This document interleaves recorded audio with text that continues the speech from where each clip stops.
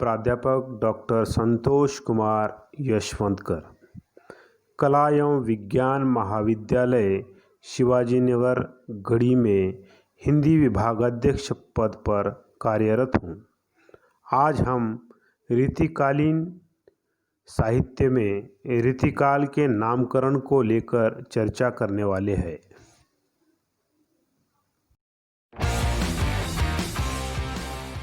शुक्ल जी ने सन 1700 से लेकर सन 1900 के बीच में हिंदी साहित्य में जो साहित्य लिखा गया, उस साहित्य को रीतिकाल के नाम से अभिहित किया है। यह नामकरण इस साहित्य को शुक्ल जी ने प्रवृत्ति के आधार पर दिया हुआ है।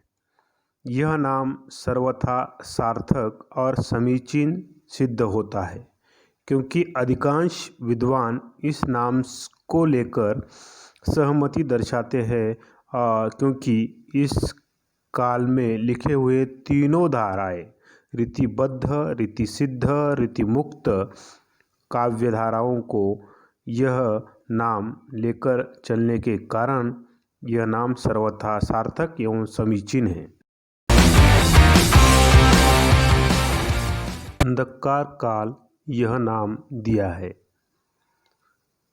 उनके मतानुसार यह काव्य दरबारी संस्कृति का काव्य होने के कारण, साथ ही साथ जनसामान्यों की उपेक्षा करने वाला यह काव्य होने के कारण, और यह काव्य सुरा और सुंदरी और नर्तकियों के पायलों की झनकार तक ही सीमित होने के कारण वे इस काल को अंधकार काल के नाम से अभिहित करते हैं, क्योंकि उन्हें भक्तिकालीन साहित्य अधिक श्रेष्ठ लगता है। रीतिकाल के तुलना में इस काल को वे अंधकार काल इसीलिए कहते हैं कि यह दरबारी संस्कृति का काव्य होने के कारण। यही कारण है कि इसे अंधकार काल कहा है। डॉक्टर रमाशंकर शुक्ल रसाल इसे कला काल के नाम से अभिहित करते हैं। उनके मतानुसार यह काल जो भावपक्ष की अपेक्षा कला पक्ष यहाँ पर प्रधान रहा है, भाव पक्ष पर कला पक्ष हावी होने के कारण ही इस काव्य में कला पक्ष अधिक उत्कृष्ट दिखाई देता है भाव पक्ष की अपेक्षा।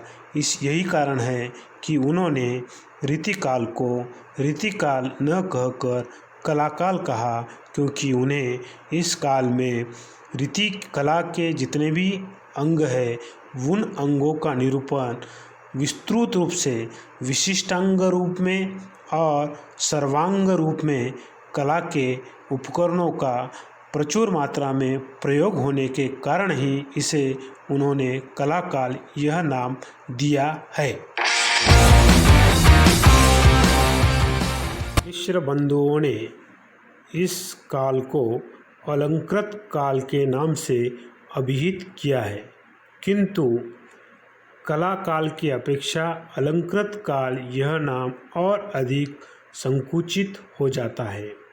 कला काल कहने के उपरांत उसमें काव्य के सभी उपकरणों का समावेश होता है, किंतु अलंकृत काल कहने से केवल अलंकारों को ही प्रधानता या अलंकारों की प्रधानता के कारण ही मिश्र बंधुओं ने इसे अलंकृत काल कहा है, या यह नाम कला काल की अपेक्षा अलंकृत काल यह और अधिक संकुचित लगता है, इसीलिए यह नाम सर्वथा सार्थक एवं समीचीन सिद्ध नहीं होता है। यह नाम भी एकांगी लगता है।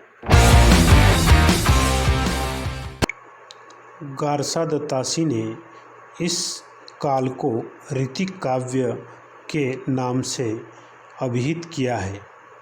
रीति का अर्थ होता है मार्ग या काव्य रचना की पद्धति। आचार्य जॉर्ज ग्रियर्सन ने इस साहित्य को रीति काव्य इसीलिए नाम दिया होगा कि इस काल में काव्य रचना की पद्धति विशिष्टांग रूप निरूपक और सर्वांग निरूपक, नायिका के नैकशिक वर्णन, रस, छंद, अलंकारों का निरूपण होने के कारण इस काव्य में तीनों धाराएं रीतिबद्ध, रीतिसिद्ध, रीतिमुक्त होने के कारण इस काल को रीति काव्य के नाम से अभिहित किया। डॉक्टर रामकुमार वर्मा ने रीतिकालीन साहित्य को अलंकृत काल के नाम से अभिहित किया है। यह नाम रीतिकाल के समग्र काव्यधारा का द्योतक नहीं है। यह नाम भी एकांगी और संकुचित होने के कारण यह सर्वथा सार्थक एवं समीचीन सिद्ध नहीं होता है। रीतिकाल की रीति सिद्ध और रीति मुक्त काव्यधारा अलंकृत काल यह नाम देने से इसमें समाहित नहीं हो सकती है या यह छूट जाती है। इस कारणवश इस काल को अलंकृत काल कहना यह उचित नहीं होगा, इसीलिए यह नाम आचार्य हजारी प्रसाद द्विवेदी जी ने इस साहित्य को श्रृंगार काल के नाम से अभिहित किया है।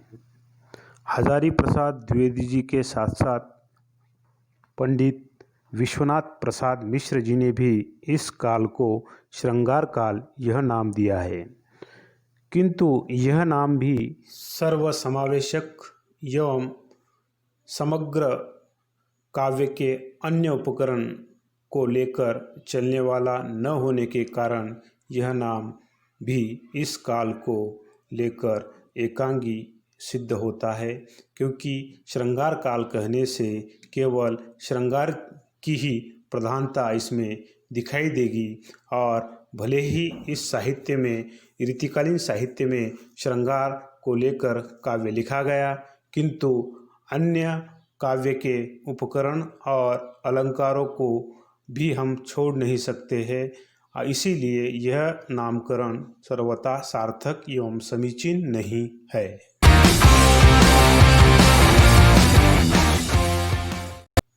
डॉक्टर श्याम सुंदर दास जी ने इस साहित्य को रीतिकाल यह नाम दिया है। इसके साथ साथ आचार्य रामचंद्र शुक्ल जी ने भी इस साहित्य को रीतिकाल यह नाम दिया है। अन्य नामों की तुलना में यह नाम रीतिकाल यह सर्वथा सार्थक एवं समीचीन लगता है, क्योंकि यह नाम अतिव्याप्ति और अव्याप्ति के दोष से बिल्कुल मुक्त है। रीति काल कहने से रीतिबद्ध, रीतिसिद्ध और रीति मुक्त तीनों काव्यधारा के कवियों के साहित्य को इसमें समाहित किया जा सकता है, इसीलिए यह नाम सर्वथा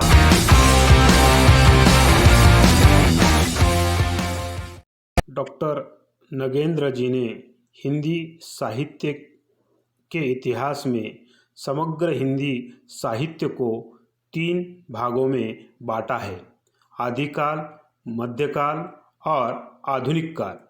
मध्यकाल में उन्होंने 2 भाग किए: पूर्व मध्यकाल और उत्तर मध्यकाल। पूर्व मध्यकाल को उन्होंने भक्ति काल यह नाम दिया, तो उत्तर मध्यकाल को ही उन्होंने रीतिकाल को उत्तर मध्यकाल यह नाम दिया है। डॉक्टर नगेंद्र जी ने नामकरण के 3 प्रमुख आधार जो होते हैं कि समय, काल व्यक्ति और उस साहित्य में निहित प्रवृत्ति को आधार बनाकर नामकरण जो किया जाता है, उसमें से उन्होंने काल को आधार बनाकर रीतिकालीन साहित्य को उत्तर मध्यकाल यह नाम दिया है।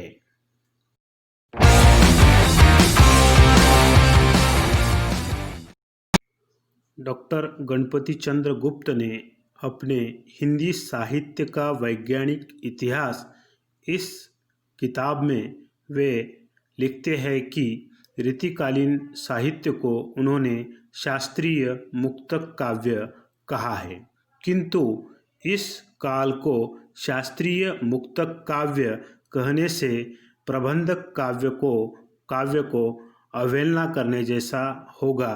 इस काल में मुक्तक काव्य की प्रधानता भले ही रही है, किंतु प्रबंधक काव्य को भी नकारा नहीं जा सकता। इसीलिए शास्त्रीय मुक्तक काव्य गणपति चंद्र गुप्त द्वारा दिया गया यह नाम भी सर्वथा सार्थक समीचीन सिद्ध नहीं होता है, क्योंकि ऐसा करने से मुक्तक काव्य केवल मात्र कहने से प्रबंधक काव्य की अवहेलना होगी। इसीलिए यह नाम एकांगी साबित होता है।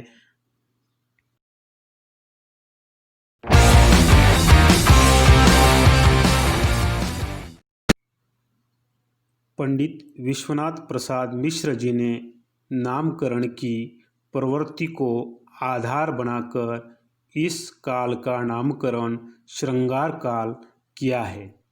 आचार्य रामचंद्र शुक्ल कहते हैं कि कोई इसे श्रृंगार काल कहना चाहे तो कह सकते हैं, किंतु यह नाम पूर्ण अर्थ को लेकर या समग्र रीतिकाल को लेकर नहीं चलता है। यह संकुचित केवल श्रृंगार रस की ही प्रधानता इस साहित्य में नहीं है, बल्कि श्रृंगार के साथ साथ वीर काव्य, वीर रस, भक्ति रस, नीति के साथ साथ अलंकार, छंद आदि का भी प्रयोग हुआ है। श्रृंगार काल कहने से केवल भाव पक्ष की ही प्रधानता होगी, कला पक्ष यहाँ पर गौण होगा। इसीलिए केवल श्रृंगार काल इसे कहना उचित नहीं होगा।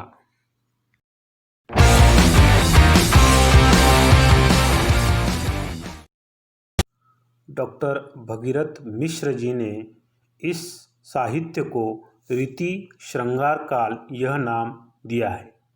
डॉक्टर भगीरथ मिश्र जी ने यह नामकरण प्रवृत्ति के आधार पर किया हुआ है।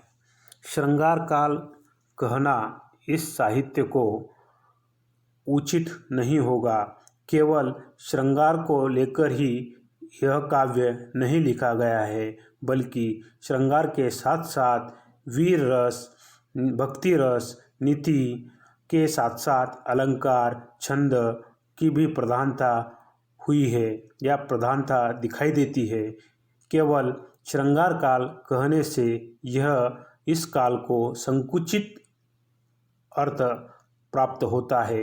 यही कारण है कि इसे अधिक विद्वानों ने आपत्ति जताई है। आचार्य रामचंद्र शुक्ल इसे रीतिकाल यह नाम देते हैं। डॉक्टर त्रिलोचन जी इसे अंधकार काल कहते हैं।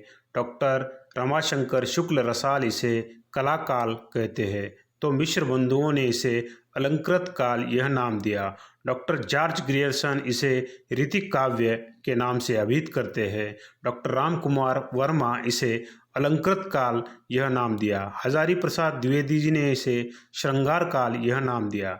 बाबू श्याम सुंदर दास जी ने इसे रीति काल यह नाम दिया। डॉक्टर नगेंद्र इसे उत्तर मध्यकाल कहते हैं, तो डॉक्टर गणपति चंद्र गुप्त शास्त्रीय मुक्तक काव्य कहा।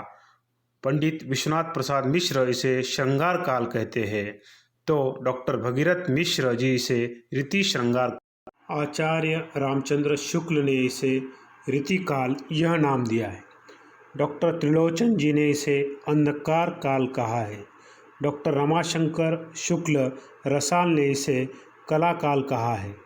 डॉक्टर जॉर्ज ग्रियर्सन ने इसे रीति काव्य कहा है। डॉक्टर राम कुमार वर्मा ने इसे अलंकृत काल कहा है। हजारी प्रसाद द्विवेदी जी ने इसे श्रृंगार काल कहा है। बाबू श्याम सुंदर दास ने इसे रीतिकाल यह नाम दिया। डॉक्टर नगेंद्र इसे उत्तर मध्यकाल यह नाम देते हैं। डॉक्टर गणपति चंद्र गुप्त ने इसे शास्त्रीय मुक्तक काव्य कहा। पंडित विश्वनाथ प्रसाद मिश्र जी ने इसे श्रृंगार काल नाम दिया, तो डॉक्टर भगीरथ मिश्र जी ने इसे रीति श्रृंगार काल कहा। पृथ्वीनाथ कमल कुलश्रेष्ठ ने इसे साहित्य शास्त्रीय काल कहा है।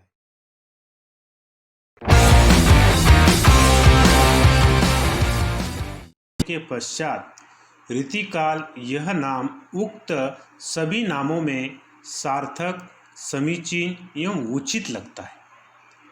इसके प्रमुख 3 बिंदु हैं जिसके कारण यह नाम हमें सर्वाधिक उचित एवं सार्थक लगता है। पहला बिंदु यह है कि प्रमुख प्रवृत्तियों का द्योतक है। दूसरा प्रमुख बिंदु यह है कि रीतिकाल यह नाम अधिक वैज्ञानिक एवं तार्किक दृष्टि से सही लगता है। यह नाम अतिव्याप्ति और अव्याप्ति दोष से मुक्त है। यह नाम रीतिमुक्त कवियों के लिए भी योग्य है, क्योंकि उन्होंने विशेष पद्धति की रीति को अपनाया, जैसे कि स्वच्छंद काव्य को उन्होंने अपनाकर अपनी एक अलग पद्धति का निर्वाह किया है।